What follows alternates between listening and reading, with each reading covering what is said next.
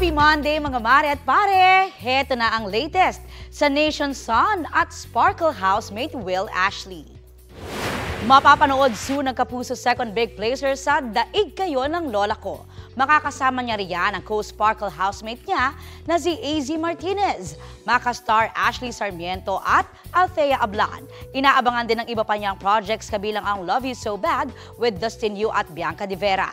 Despite his busy schedule, thankful si Will sa kanyang blessings. Nakalatag na rin daw for investments and savings ang kanyang finances.